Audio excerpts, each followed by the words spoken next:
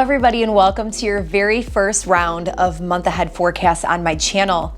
I'm so excited to start something new. I'm at a new place. This is like a new filming studio, if you will, and I can't wait to kind of change up my offerings a little bit. And before we begin, I do want to tell you a little bit about that. First and foremost, my name is Yelena Crawford, so welcome back to anyone and everyone that was a previous subscriber. Thank you guys so much. And for anybody that hasn't met me yet, welcome. I'm very happy to have you here.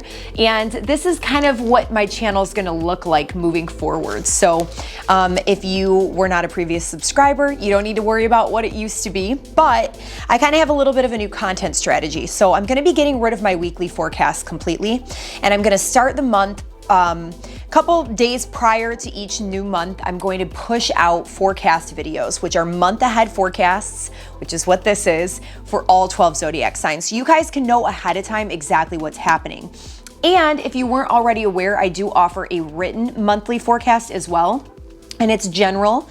It's not by zodiac sign. It's basically all about the collective and the energies that are happening in the month ahead, which can really help you to have that written paper, right? So if you are interested in signing up for my free written cosmic guide, is what I call it, you can go to my website, yelenacrawford.com, and a little pop-up box will come up on the screen where you can enter your email address. But I promise not to spam. I don't really send a whole lot. I maybe inform you guys of new videos or any new offerings I might have or whatever, but that's pretty much it.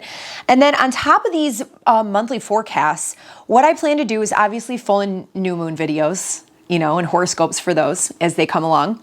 But also I want to start breaking down significant transits throughout the month. So as the energies are kind of coming in and passing, I want to really dive in and hone in and talk about those as they come along, so we can kind of follow the transits together.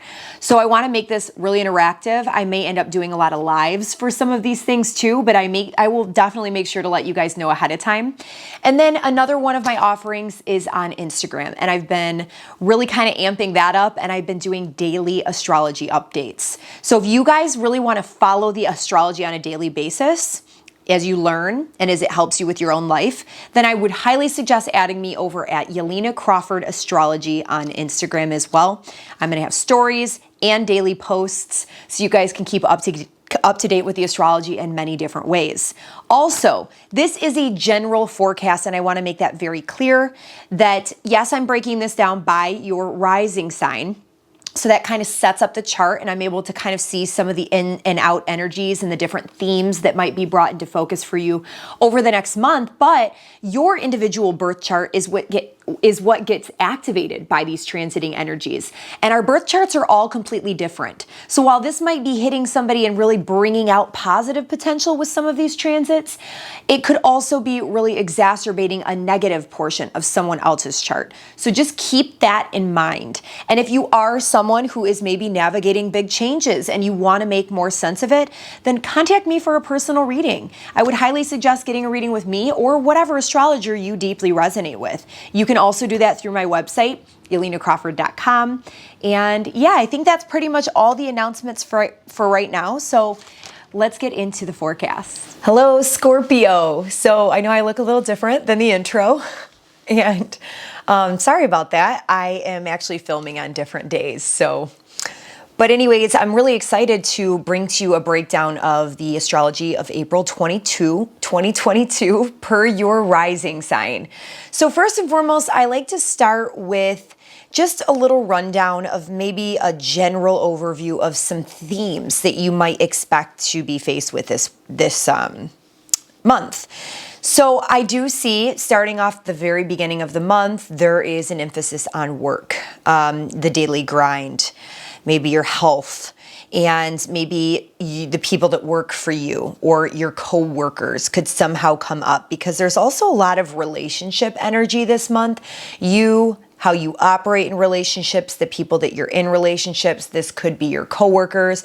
This could be people who work for you. This could be business partners, or maybe even family members, because there's also a lot of energy and emphasis on family matters, maybe for some of you children, the theme of children being more important this month. But most importantly, the exciting portion of all of this is fun and celebration and joy and romance, as well as a whole lot of opportunity for creative projects to kind of filter through any of the challenges that you might be faced with this month. So that's just a general overview of some of the little themes that I see coming up. But let's dive a little bit deeper so we know how some of these things might play out. So first and foremost, Scorpio, at the very beginning of the month, it's important to look at the new moon, because the new moon is what really sets the stage for how the energies of the month ahead could potentially transpire. And it also indicates something new that's being pushed forward or set into motion. And for you specifically, this one's pretty important on April 1st. It's the new moon in Aries. And why it's so important, it has a lot to do with what's going on in the workplace, what's going on the daily for you, the grind, your routines every day or your work routines. Also the people who work for you, your coworkers, your teammates, all of those kinds of things are something new is being put in motion here. This could be a very restorative, inspiring, and healing moment where maybe you're having some deep conversations with people who worked for you prior, or people that are in the workplace. Maybe you've had some type of significant wounding that you've been faced with overcoming that has to do with your independence, the way that in which you assert yourself in the workplace. Maybe you over assert yourself with coworkers or something like that. And this could be a big breakthrough moment when there's a lot of sunshine that's kind of bringing a lot of vitality to these dynamics specifically for you. What's awesome about this as well is this could be also in tandem related to any type of health dynamics that you've been faced with. We've got Chiron, the wounded healer, who's been traveling through your 6th house of work, daily routines, and health since 2018. So Chiron is at 11 degrees, at this new moon, I believe it will be at 12, which this is not a new degree for it. So this is an indication that this is already something that we've been working through, and this could potentially be feeling like we've graduated a certain lesson or healing moment or opportunity of some sort. And this could be related to maybe some health related matters, or maybe you've been having some issues getting into a healthy routine and asserting yourself in the gym, or whatever it might be for you specifically. You could be creating some type of new plan or strategy and really putting some plans in motion to take care of your body and your overall well-being in general. You could be feeling really, really amped up this month related to those types of things. I like to think that this moon is going to be more important for you because it's Aries. Aries is ruled by Mars, and in traditional astrology, Mars was also the ruler of Scorpio, which is your rising sign. It's your chart ruler, one of your chart rulers. So this dynamic is even more impactful for you. It's going to make you feel like you're on overdrive. It's going to be a really, really nice energy that's very motivating. So work, make sure not to burn yourself out, right? You're a big worker anyways with that Aries energy in the 6th house, and that can be burnout energy. So you just want to be really careful here. But it could even be something like that that's on the mend, where you know that from your past and you're not going to do it again, right? So just keep an eye out for this. But overall, I think that you could be making a lot of progress this month, and you could be having a lot of support in doing so.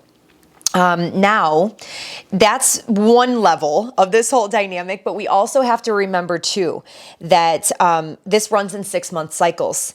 The new moon coincides with the full moon at the end of the month in the same sign. So the full moon in Aries, which is going to be happening in 6 months from now.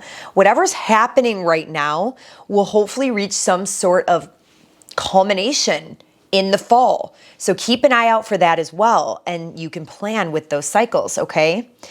And also, this new moon is ruled by Mars, and Mars is a little bit more of a challenging influence. Even though it is your chart ruler and you handle the energies a lot better than some signs, Mars is in a really challenging dynamic in the sign of Aquarius in your sector of home, family, property, parents, ancestry. So there could be a little bit of a roadblock, stop and go, foot on the gas pedal, one foot on the brake kind of energy, where maybe we hit a wall with progress, or we feel stifled or challenged in some way. This is passing energy, but this comes on April 4th. So this is the Mars-Saturn conjunction in your 4th house. And this could prove to be a little bit more challenging. So maybe there are some family matters that are going on here that you need to pay extra close attention to. This could pose to be a roadblock of some sort with you getting the work done that you want to get done and being as productive as you would have liked to be. There could be some challenging words that are exchanged here, so you'll want to watch your communication. You want to make sure that you are having patience in whatever plans you're trying to execute, being extra organized, because Saturn is a sign that slows things down and tempers us. And if we are so gung-ho and moving forward and we don't have self-awareness surrounding the potential for burnout or aggression or conflict, or just maybe making impulsive actions in some way, shape, or form, then Saturn is definitely going to reality check us, okay? So maybe for some of you, you've got a home project that's going on and you have employed people to do some work for you or something like that. And there are some challenges with that dynamic, and something happens, you know what I mean?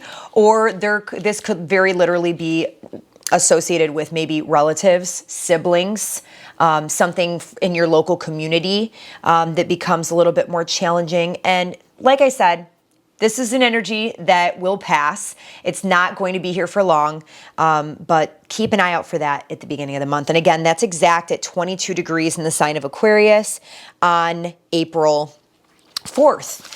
Then we move into some really beautiful energy after this as well. So what I like about this whole dynamic is that it's not all challenge. It's a definite mixed bag of energy this month where Venus is really, really supporting us. And if you weren't aware, starting in January, the nodes of the moon that are tied to this eclipse cycle we just stepped into moved in onto your 1st and 7th house axis of you and other people. This could be your relationship with other people in business, platonic, romantic, whatever it might be. So what's cool about this is that Venus is the ruler of the North Node eclipses that are going to be happening for you on that axis until July of 2023. And Venus is about to enter a really beautiful dynamic. So this is really tied to your destiny and where you're moving forward, what you're letting go of, where you're growing, where you're developing and flourishing right now.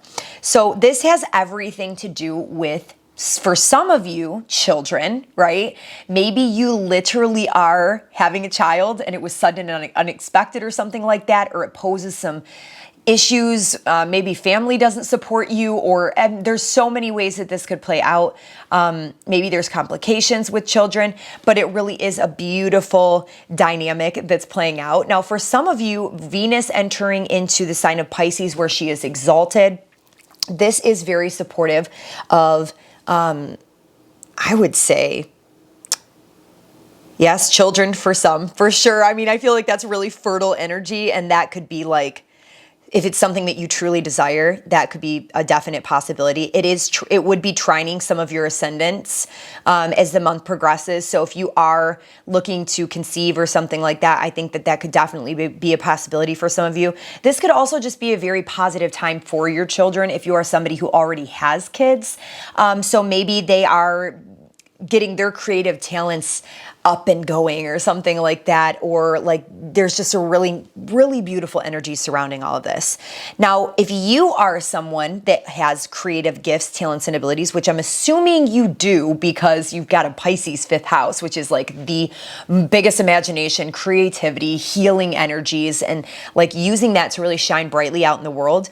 This is energy where I would assume you've got some interesting projects or collaborations or something going on during this time behind the scenes, because this is like amazing energy that you definitely want to emphasize and focus on, even amongst any difficulties you might be navigating right now.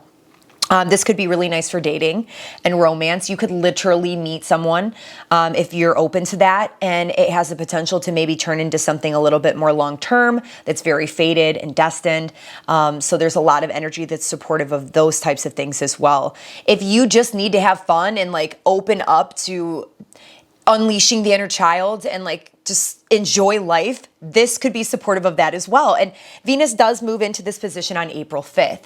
And as we progress, we've got the Jupiter-Neptune conjunction in the same house. And this is a very magical energy that's exact on April 12th at 23 degrees. So again, if you have your ascendant in Scorpio, I would say anywhere between, let's say like 18 to 27 degrees. We'll do like a 5-degree orb. 18 to 27 degrees of Scorpio. This is going to be trining your ascendant. So whatever it is that you are creating or envisioning or doing is very supportive of transforming who you are as a person and bringing you more into alignment with yourself and bringing you lots of joy and happiness, compassionate connections with other people and everything like that.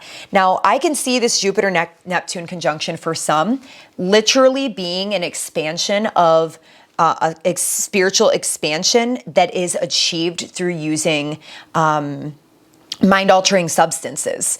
Venus is in that house as well, and Venus rules the 12th house, which is like exiting the body, leaving the body. And I know that won't resonate with everyone, but this Jupiter Neptune energy is very otherworldly. And for sure in the 5th house, this could be working with hallucinogens or psychedelics in some way to expand your consciousness, to gain spiritual wisdom, or knowledge, if you will, because wisdom is only gained through experience, but to open up to different ideas or concepts of energy. Everything is energy. And just so, there's so many things that this could do for you. So that could be really beautiful energy. This is amazing for the creative arts.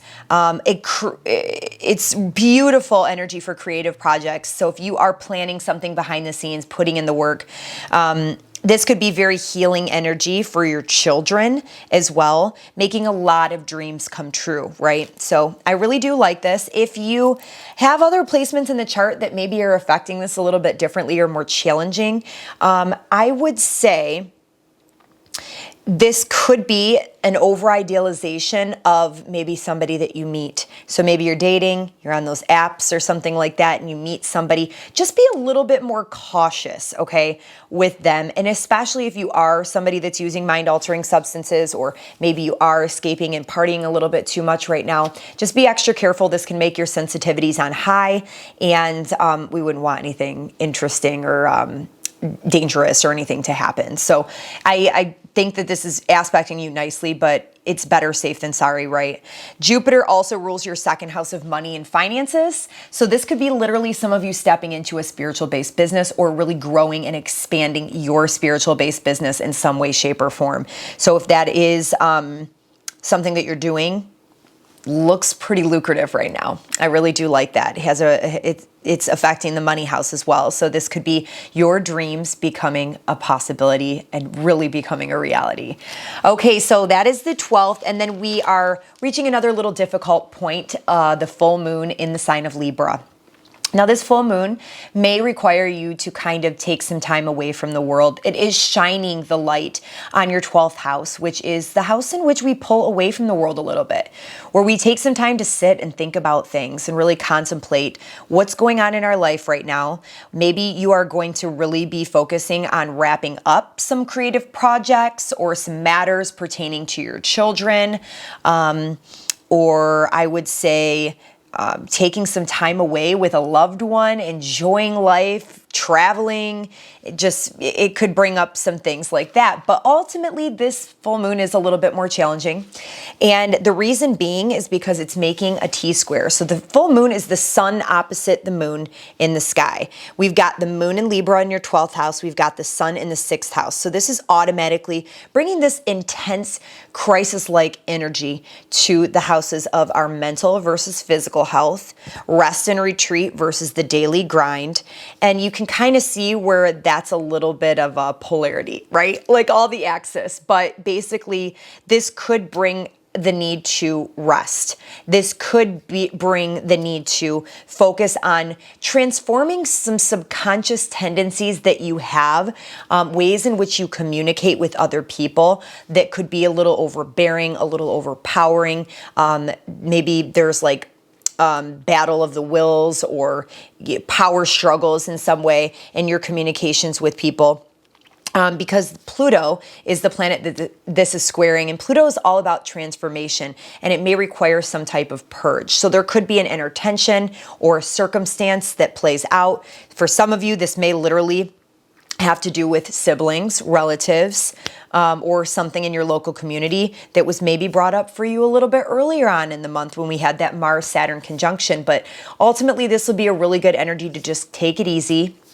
Rest, don't overdo it, and watch your words. Be very self-aware during this time period. Think about the ways which you could be maybe creating more issues for yourself that are unnecessary, and how you can maybe step into more love, operating from the heart, and just having space to really enjoy your life and share your love and creativity with other people in a positive way. Excuse me, I've been talking so much today. All right. That is on April 16th, that full moon, and that's happening at 26 degrees, okay? So then we've got Taurus season on April 19th, which is when the sun moves into your 7th house, and it's going to start moving in this trajectory where it's going to eventually connect with Uranus and the North Node and create an eclipse at the end of the month. So this is, again, very much highlighting your relationship sector, contracts and negotiations you might be involved with. And again, that doesn't have to be marriage partnership. It could be long-term partnership. Ultimately, I like to think of this sector as anybody that we choose consciously to have a relationship with.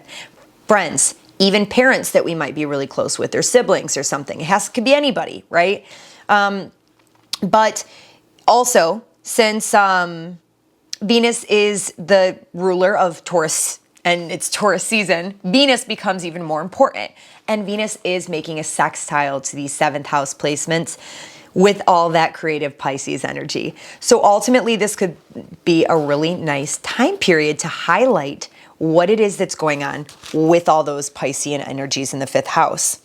So then we are moving into April 26th, where I don't want to go into this too much. I just want to bring this to your attention that Mercury is moving into what's called its pre-shadow retrograde zone. So it's not in retrograde yet, and that won't actually come until May 10th. But it's said, and I've noticed in my own life, that when Mercury begins moving through its shadow, which is a period of degrees, that it will then later move backwards and forwards over again. It is like a reworking of something in our mind.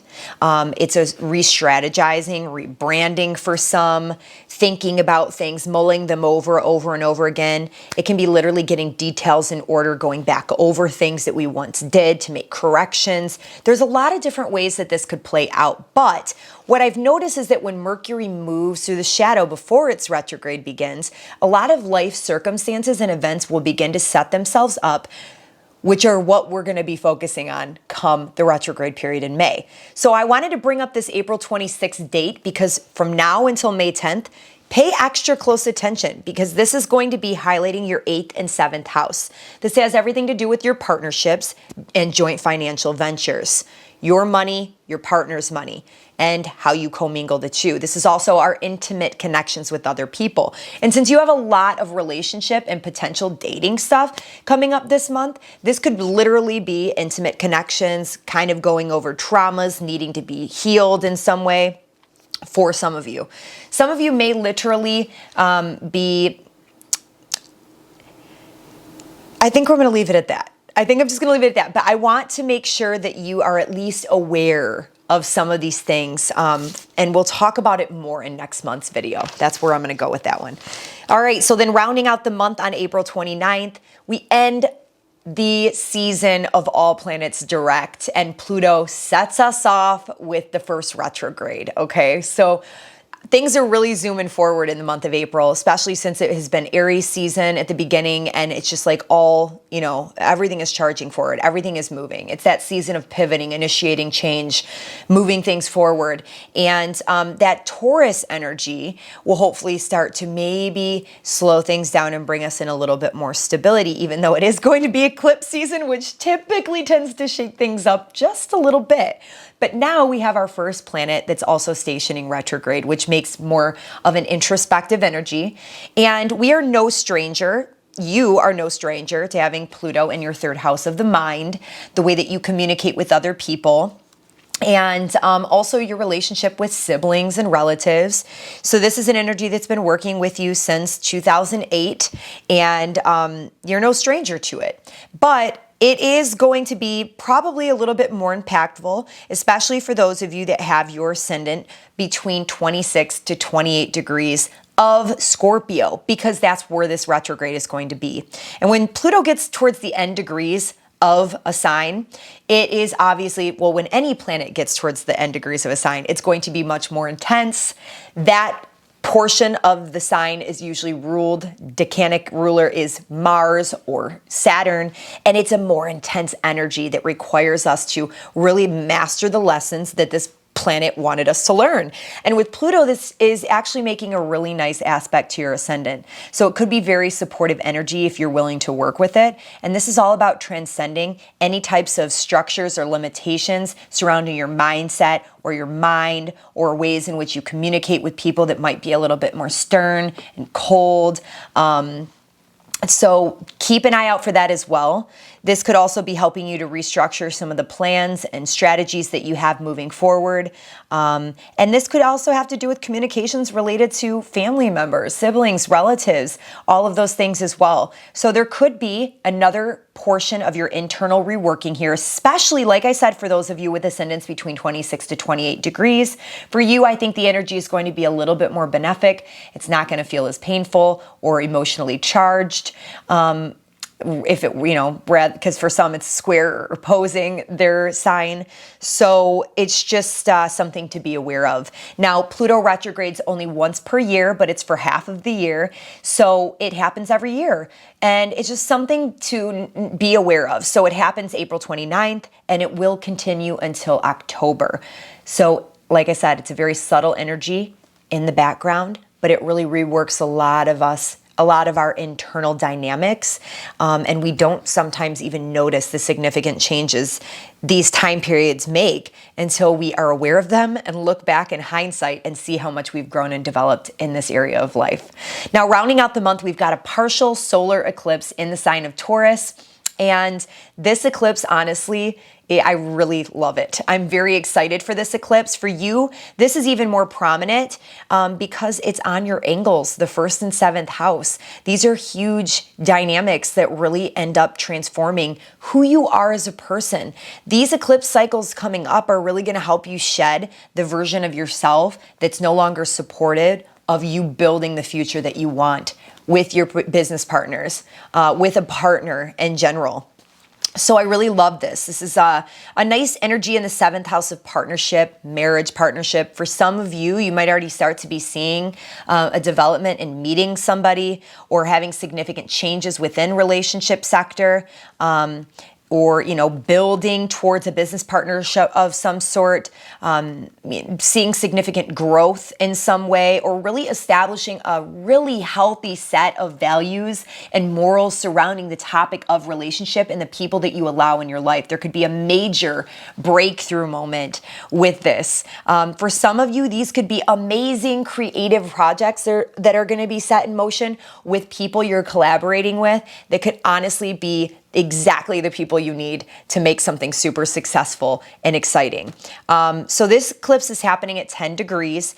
And if you have, I would say, your ascendant between 5 to 15 degrees of Scorpio, this will significantly be affecting you, this specific eclipse. Now, eclipses play out over the course of a 6-month time period, so it will unfold until the next eclipse season. So keep an eye out for developments in the partnership sector that's also significantly changing and transforming who you are as a person and the way that you approach the world. This eclipse, whatever is set in motion, will be quick because it's with Uranus, and Uranus tends to shake things up and move things forward very fast, very fast. It breaks us out of old patterns. So this is going to be really great energy for you, Scorpio. I really, really like it. Also, the ruler of this eclipse, Venus, once again, we know Venus is in Pisces in a really beautiful house for you, promoting happiness, well-being, fun, play, romance, all creativity. And Venus is going to be with Jupiter, okay? So this is amazing for whatever you're doing. Some of you projects behind the scenes that are worked in with money and finances, how you make money, launching a business or an entrepreneurial venture. For some of you, literally dating and romance. So there you go. I wish you guys the very, very best. I hope this was helpful. I hope you like this new format. If you do, please, I would love to hear from you. Leave me a comment below. Let me know how you resonate. Tap the like button and make sure to share this with any friend or family member that you feel might benefit significantly. Thank you guys so much. Peace. Namaste, and I will see you next, or actually I'll see you throughout the month. I plan on breaking down all the transits, but in this specific video, I'll see you next month.